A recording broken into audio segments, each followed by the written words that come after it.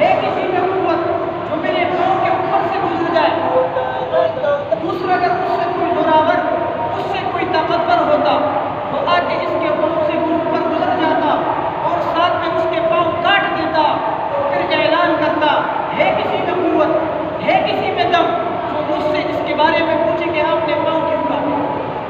اگر اس سے کوئی بڑا زوراور ہوتا تو آ کے اس کو قتل کرتا، اس کے رشتے دار پھر ان کو قتل کرتے اور یوں ہی لڑائیوں کا سلسلہ 10 سال 20 سال تک چلتا رہتا تھا۔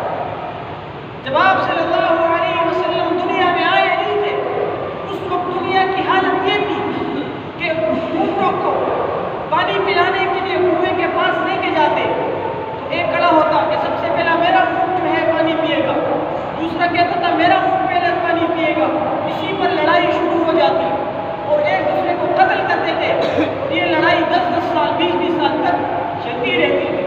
لڑائی کس بات پر کہ صرف میرا اونٹ پہلے پانی پیے اور آپ کا بات، اتنی جہالت کی انتہا تھی۔ اور وہ لوگ جہاں دو چار بیٹھ جاتے تھے تو جوا شروع ہو جاتا تھا، جوا شروع ہو جاتا تھا اور جوے میں پھر جو ہے صرف مال جائیداد کی جوا نہیں کھیلتے تھے، اپنے اولاد اور اپنے بچوں کو اور اپنے جو ہے بیویوں کا جوا کہتے تھے کہ اگر تم جیت گئے تو میری بیوی اور میرے بچے آپ کے، اور اگر میں جیتا تو آپ کی بیوی اور آپ کے بچے میرے۔ ایسے دور تھا، بچیوں کو زندہ درگور کیا جاتا تھا۔ ایک مرتبہ آپ صلی اللہ علیہ وسلم مسجد نبوی میں بیٹھے ہوئے تھے، آپ صلی اللہ علیہ وسلم کی لخت جگر فاطمہ الزہرا تشریف لائی، چھوٹی تھی، دوڑ کے آئی تو آپ صلی اللہ علیہ وسلم نے اس کو گود میں اٹھایا، سینے سے لگایا، چہرے پر بوسہ دیا۔ ایک صحابی یہ منظر دیکھ رہا تھا، رونے لگا، رو رہا ہے، پھوٹ پھوٹ کر رو رہا ہے۔ آپ صلی اللہ علیہ وسلم نے پوچھا صحابی روتے کیوں؟ تو صحابی کہنے لگا یا رسول اللہ نہ پوچھو، جب آپ صلی اللہ علیہ وسلم دنیا میں آئے نہیں تھے تو اس وقت ہم اتنے اندھیروں میں تھے، اتنے ظلمات میں تھے، اتنی جاہلیت میں تھے کہ میری بھی ایک ایسی بچی تھی، ایک ایسی بیٹی تھی جس طرح آپ کی فاطمہ الزہرا آپ کی بیٹی ہے۔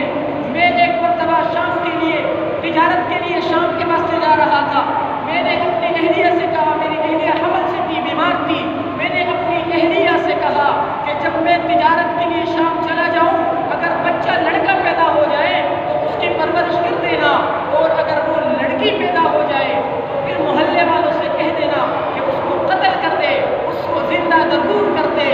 پھر کہتے ہیں کہ میں شام کے سفر میں تجارت کے لیے چلا گیا، بعد میں جو ہے میری بچی پیدا ہو گئی، مجھے معلوم نہیں، کئی عرصے کے بعد جب میں واپس آیا گھر میں آیا تو مجھے کچھ معلوم نہیں، جب میں نے دیکھا کہ بچے کچھ نہیں ہے تو میں سمجھ گیا کہ بچی پیدا ہو گئی ہوگی اور میری بیوی نے جو ہے اس کو قتل کر دیا ہوگا۔ یوں زمانہ گزرتا گیا۔ ایک مرتبہ وہ آدمی اپنے گھر سے کسی کام کے لیے گئے ہوئے تھے، اچانک گھر آئے، دروازے پہ دستک دی، جب دروازے پہ دستک ہوئی اب وہ چھوٹی بچی فوراً دوڑ کے گئی، دروازہ کھولا۔ اب جیسے ہی دروازہ کھولا باپ کی نظر اس بچی کی پڑی، پہلی مرتبہ وہ باپ حیران ہو گیا کہ یہ کون سی بچی ہے، یہ تو میری بچی نہیں ہو سکتی، پڑوس میں تو کسی کی نہیں ہو سکتی، کیونکہ یہاں عرب میں مکے میں تو یہ رواج ہے کہ ہم زندہ بچیوں کو جو ہے زندہ دفن کر دیتے ہیں، یہ کہاں سے آ گئی؟ تو جا کے اس کی اپنی بیوی سے پوچھا یہ بچی کون ہے؟ اس کی اہلیہ نے کہا کہ اب تک تو میں نے بات چھپائی تھی لیکن اب چونکہ بتا ہی دیتی ہوں کیونکہ اب یہ بچی چھوٹی نہیں رہی، اب یہ بڑی ہو چکی ہے۔ دراصل جب آپ شام کے لیے تجارت کے لیے سفر میں گئے ہوئے تھے تو یہاں بچی پیدا ہوئی اور میں نے نہ چاہا کہ میں اس کو جو ہے زندہ درگور دوں، اس لیے میں نے اس کی پرورش چپکے سے کی اور آج یہ اتنی بڑی ہو چکی ہے کہ یہ باتیں کر رہی ہے اور یہ جو ہے ہماری خدمت کرتی ہے۔ تو باپ نے کہا ٹھیک ہے، میں بچی بڑی ہو گئی ہے، اب اس کو قتل نہیں کرے گا۔ اب ہوا کیا، اس باپ کے دل میں آیا کہ ایک دن آئے گا اس بچی کا رشتہ ہوگا، یہ بھی کسی کی بہو بنے گی اور یہ بھی کسی کی دلہن بنے گی، یہ مجھ سے برداشت نہیں ہوتا، لہٰذا میں اس کو قتل کر دوں۔ بیوی سے کہا بیوی یہ بچی تو ہمیشہ گھر میں رہی ہے، اس نے تو کچھ باہر کا منظر دیکھا ہی نہیں ہوگا، لہٰذا میں چاہتا ہوں کہ میں اپنی اس پیاری سی بیٹی کو سیر پہ لے کے جاؤں، اس کو جو ہے سیر و تفریح کرواؤں۔ اہلیہ خوش ہو گئی، ان کو کیا معلوم تھا کہ یہ سیر و تفریح کے لیے نہیں قتل کرنے کے لیے لے کے جا رہے ہیں۔ اور ہوا کیا، صبح ہو گیا، اس اہلیہ نے اس کے آنکھوں میں جو ہے سرما لگایا، سر پہ تیل لگایا، خوشبو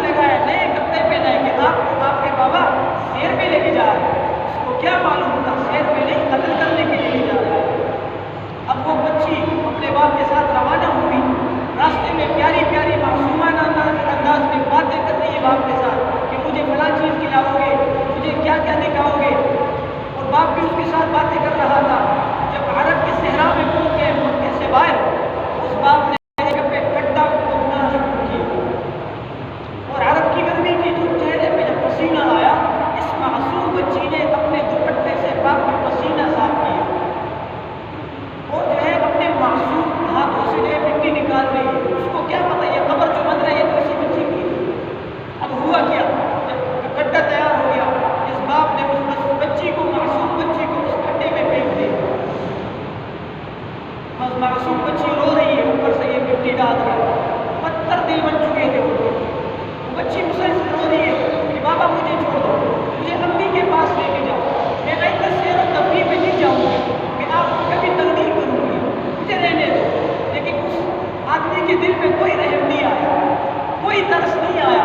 उसने मिट्टी डाली, यहाँ तक कि उसका सर बिल्कुल मिट्टी में छुप गया। आखिर में उसने एक उंगली पकड़ी हुई थी अपनी बाप की, और बाप ने जो कहते हैं वो साहबी के मैंने झटका दिया और अपनी उंगली छुड़वाई, उसके ऊपर जो है मिट्टी डाला, वो वहाँ से चला गया। जब ये वाक़या जिक्र हुआ तो आप सल्लल्लाहु अलैहि वसल्लम की आंखों से आंसू जारी है, सहाबा रो रहे हैं, वो सहाबी रो रहे हैं, वो खुद हुजूर करीम सल्लल्लाहु अलैहि वसल्लम की दाढ़ी मुबारक पर हो चुकी है, रो रहे मुसलसल। हाय हाय, ऐसी हालत, ऐसी जहालत, ऐसी जुल्म की इंतहा कि अल्लाह तबारक व तआला ने अरब वालों पर, न कि सिर्फ अरब वालों पर बल्कि अजम वालों पर, पूरी दुनिया पर एहसान किया कि मोहम्मद मुस्तफ़ा अहमद मुस्तफ़ा सय्यदुल मुरसलीन खातमुन नबिय्यीन इमामुल अंबिया अमीरुल मुमिनीन इमामुल अव्वलीन हुजूर नबी करीम सल्लल्लाहु अलैहि वसल्लम आमना का लाल, अब्दुल्ला का लाडला मोहम्मद मुस्तफ़ा सल्लल्लाहु अलैहि वसल्लम दुनिया में मबूस हुए। जब आप सल्लल्लाहु अलैहि वसल्लम दुनिया में आए नहीं थे, जब आमना कहती है जब मेरे पेट में थे, आने से कुछ अर्से पहले आमना कहती है, हुजूर अलैहिस्सलातु वस्सलाम की वालिदा फरमाती है कि जब से बच्चा मेरे पेट में आया, मैं पानी लेने के लिए कुएं के पास पहले भी जाती थी। पहले मैं डोल को फेंकती थी, रस्सी को फेंकती थी कि पानी नीचे से डोल में आ जाए, लेकिन जब से बच्चा मेरे पेट में आया, अब कमालात देखो कि कहती है कि मैं डोल को सिर्फ फेंक देती हूँ, पानी खुद ब खुद ऊपर आना शुरू हो गया।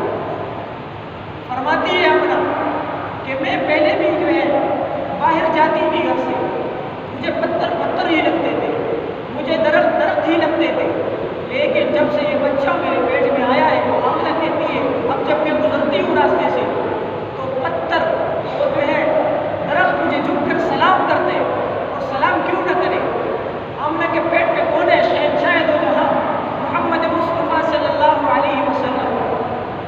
आमना कहती है पहले मैं निकलती थी पत्थर ही लगता था, लेकिन अब जब मैं घर से निकलती हूँ, पत्थर जब मुझे लगते हैं, मुझे ऐसा मालूम होता है कि कोई रुई लग गई, कोई रेशम का कपड़ा लग गया। तो जब आप सल्लल्लाहु अलैहि वसल्लम दुनिया में आए तो सजदे की हालत में पड़े हुए थे। आपके पास जब आप सल्लल्लाहु अलैहि वसल्लम की पैदाइश हो गई, कोई दाई हलीमा, कोई ऐसे नहीं कि जो दाई हलीमा हम कहते हैं कि बाद में पैदाइश के वक्त सिवाय आमना के और कोई औरत वहाँ मौजूद नहीं थी। क्यों? कोई आम आदमी नहीं आ रहा, मोहम्मद मुस्तफ़ा सल्लल्लाहु अलैहि वसल्लम आ रहा। जब दुनिया में आए आप सल्लल्लाहु अलैहि वसल्लम, और दुनिया में बावजूद काफिर आपको सादिक और अमीन कहने लगे, ऐसे दौर में आप सल्लल्लाहु अलैहि वसल्लम ने उनके साथ ऐसे ताल्लुकात रखे, उनके हमेशा उनके साथ सच बोला, उनकी अमानतों का ख्याल किया, तो जाके उन्होंने आपको कहा कि आप सादिक और अमीन, कि आप सच्चे और अमानतदार हैं। फिर एक मौका आया कि अल्लाह ने नबी से कहा लोगों को दीन की दावत दो। आप सल्लल्लाहु अलैहि वसल्लम ने एक पहाड़ पे चढ़कर लोगों को दीन की दावत दी कि क़ूलू या अय्युहन्नास ला इलाहा इल्लल्लाह तुफ़्लिहू, ला इलाहा इल्लल्लाह कहो कामयाब हो जाओगे। अब वहाँ के कुछ लोगों ने, जिनमें अबू लहब भी था, उन्होंने कहा कि आपने हमें इसलिए बुलाया है, और गुस्ताखाना अल्फाज कहे, क्यों आप सल्लल्लाहु अलैहि वसल्लम मक्के में दावत का काम करते रहे। जब मक्का वालों से मायूस हो गए, मक्का वाले आप अलैहिस्सलातु वस्सलाम पर जुल्म और सितम करने लगे, आपके सहाबा को सताने लगे, तो आप सल्लल्लाहु अलैहि वसल्लम ने ताइफ का रुख किया कि मैं जाके ताइफ में लोगों को दीन की दावत दूँ, और हज़रत अपने गुलाम ज़ैद बिन हारिस को अपने साथ लेके ताइफ चले गए, वहाँ जाके दीन की दावत लोगों को दी। लेकिन वहाँ बजाय कि वो लोग ताइफ वाले आप अलैहिस्सलातु वस्सलाम के मेहमान नवाजी करते, दीन की दावत कबूल करते, उन्होंने ऐसा न किया। उन्होंने आप अलैहिस्सलातु वस्सलाम के खिलाफ गुस्ताखाना जुमले कहे और कहा कि फ़ौरन यहाँ से निकल जाओ। किसको कह रहे हैं? मोहम्मद मुस्तफ़ा सल्लल्लाहु अलैहि वसल्लम।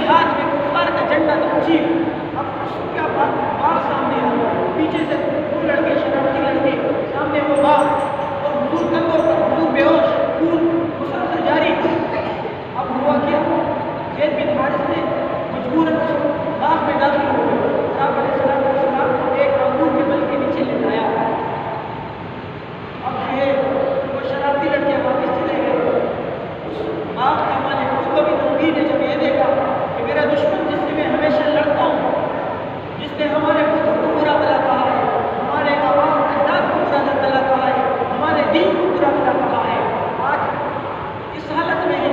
اب وہ بدلہ لے سکتے تھے، لیکن انہوں نے جب آپ علیہ السلام کی حالت دیکھی، دل میں ایک رحم آیا. حضور صلی اللہ علیہ وسلم پر رحم نہیں آیا تو مجھے اور آپ کو نہیں آیا، اس کافر کو رحم آیا. اس نے جب یہ دیکھا کہ باوجود یہ تو میرا دشمن ہے لیکن ہے تو مکے کا، ہے تو میرا عرب کا، فوراً انگور توڑ دیے اور پلیٹ میں سجا دیے اور اپنے ایک غلام سے کہا کہ وہ جو درخت کے نیچے، وہ انگور کے بل کے نیچے ایک آدمی خون میں لت پت پڑا ہے، جاؤ اس کو کہو کہ یہ انگور کھا لے، منع نہ کرنا، اسے کہنا تمہیں رشتے داری کی قسم کہ یہ انگور کھا لے. وہ آدمی آیا، غلام آیا، انگور پیش کیے تو حضور صلی اللہ علیہ وسلم نے انگور کے دانے کھائے اور اس کے بعد اللہ سے شکایت کی کہ اللہ آپ نے مجھے کن لوگوں کے پاس بھیجا؟ میں آپ سے شکایت نہ کروں، یہ تو مجھے قتل کرنے کے لیے نکلے، میں تو ان کی اولاد کے لیے، ان کی نسل کے لیے، ان کی آخرت کے لیے سب کچھ کرتا ہوں، یہ مجھے قتل کر رہے ہیں. اتنے میں اللہ تبارک و تعالیٰ جلال میں آ گئے، عرش گرج کیا اور فرشتے جو ہے غصے میں آ گئے. اللہ نے فوراً جبریل سے کہا عذاب کا فرشتہ ساتھ لے کے جاؤ، جا کے نبی سے پوچھو کیا چاہتے ہو. جبریل آیا، پوچھا یا رسول اللہ نے تمہیں سلام کہا ہے، یہ میرے ساتھ ایک عذاب کا فرشتہ ہے، آپ اس کو حکم دیجیے، یہ طائف کے جو ہے لوگوں کو ہلاک کر دے گا. آپ نے فرمایا کوئی بات نہیں، انہوں نے اگر دعوت کو قبول نہ کیا تو کیا ہوا، ان کی اولاد آئے گی تو دین کی دعوت قبول ہوگی. یہ تھا آپ صلی اللہ علیہ وسلم کی وجہ، یہ تھے آپ کے آنے کا مقصد. آج میں اور آپ موازنہ کریں اپنی زندگی کا، اپنی زندگی کا محاسبہ کریں. کبھی ہم نے اس طرح کیا ہے؟ ہمارا پڑوسی، ہمارا رشتے دار ہمیں مفت تک کہے، ہم اس کو معاف نہیں کرتے اور ہم دعویٰ کرتے ہیں ہم معاشرے رسول ہیں.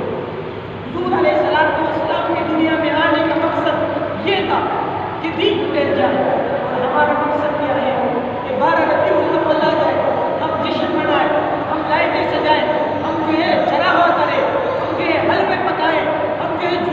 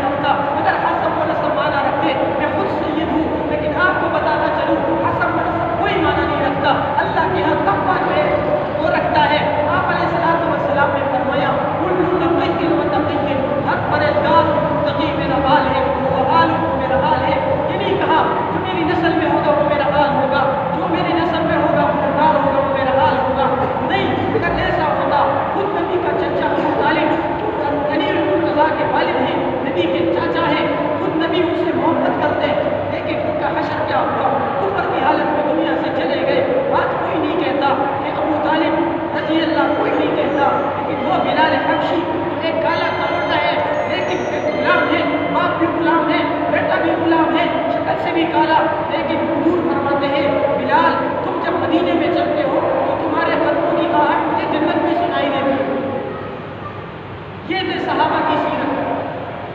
سیرت کا معنی کیا ہے؟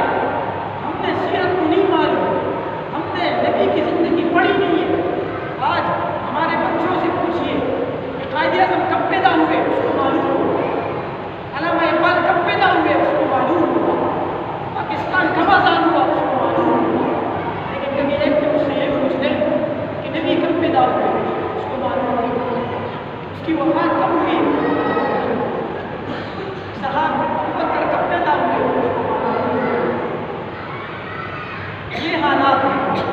اسی لیے میرے بھائیوں کو ہمیں ان تعلیمات کو اپنے گھروں میں اپنے بچوں کو سکھانی چاہیے۔ حضور صلی اللہ علیہ وسلم کی سیرت و سنت بنانا چاہیے۔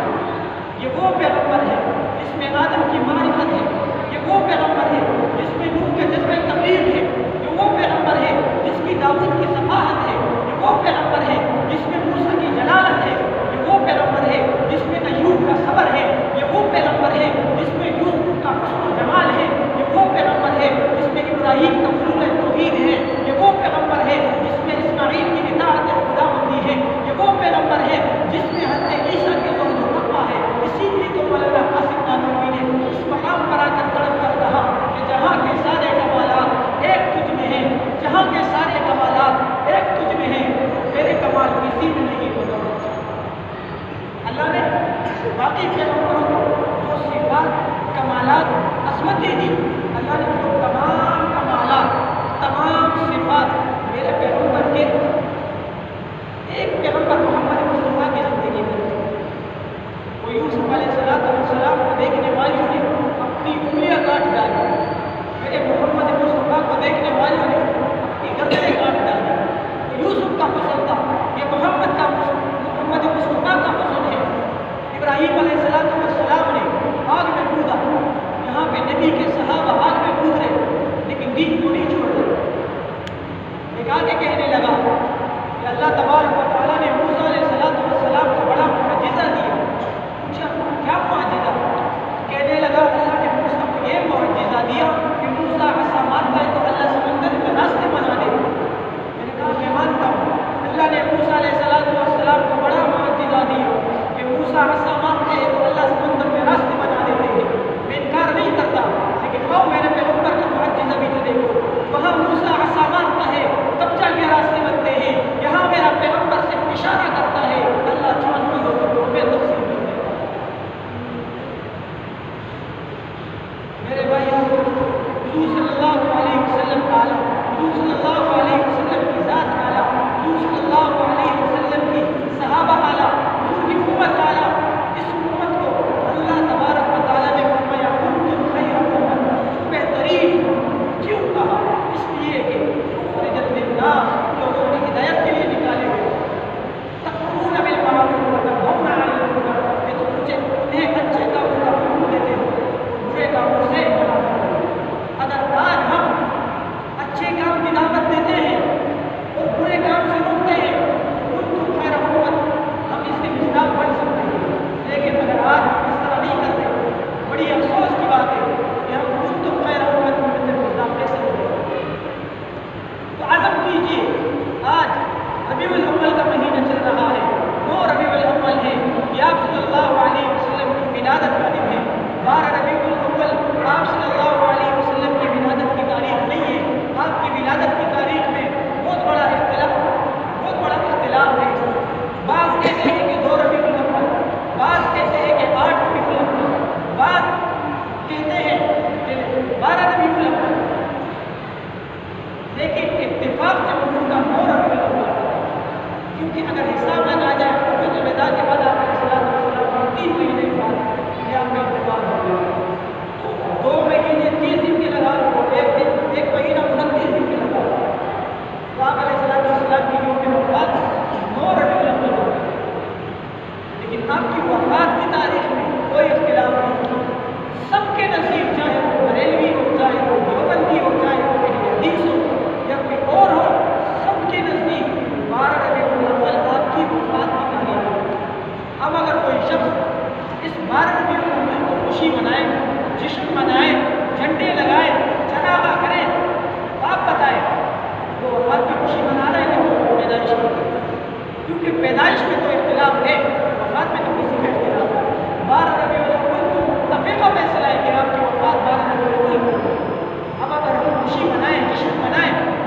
بتائیے آپ کی وفات کا خوشی مسلمان عاشق رسول کے بھی آپ علیہ السلام کی وفات کا خوشی منا سکتا ہے؟ اس بارے میں اپنے بچوں کو پتا ہے۔ آج عام ہو چکا ہے یہ بات کہ 12 آپ علیہ السلام کی ولادت کا دن نہیں، 12 ربیع الاول وفات کی تاریخ، 9 ربیع الاول آپ کی ولادت کی تاریخ۔ میرے بھائیوں، ایک تو خود بھی بدعات سے بچے، کیونکہ یہ بدعت ہے اور ہر بدعت گمراہی ہے۔ حضور کے فرمان کے مطابق ہر بدعت گمراہی ہے۔ یہ بدعت ہے کیونکہ صحابہ نے نہیں کیا، اگر صحابہ نے کیا ہوتا تو ہم بھی کرتے، صحابہ نے نہیں کیا۔ اب حضور کی پیدائش میں خوشی منانا کوئی ایسی بات ہے، خوشی منانا چاہیے، لیکن اس کو طریقے میں مطابق اس ربیع الاول کے مہینے کے عشق کا تقاضا یہ ہے کہ ہم اس مہینے میں اللہ سے اپنا جو ہے تعلق بنائیں، عبادتیں کریں۔ یہ نہیں کہ جلوس میں جائے، نماز بہت ہو رہی ہے تو کوئی بات نہیں۔ میرے بھائیوں، اس بات کا خصوصی اہتمام اس ربیع الاول کے مہینے کو حضور صلی اللہ علیہ وسلم کے تمام سنتوں پر ہم عمل کرنے والے ہیں۔ اللہ تبارک و تعالیٰ سے دعا ہے کہ اللہ تعالیٰ ہم سمیت سب مسلمانوں کو ان تمام باتوں کو سمجھنے، اس پر عمل کرنے کی توفیق عطا فرمائے۔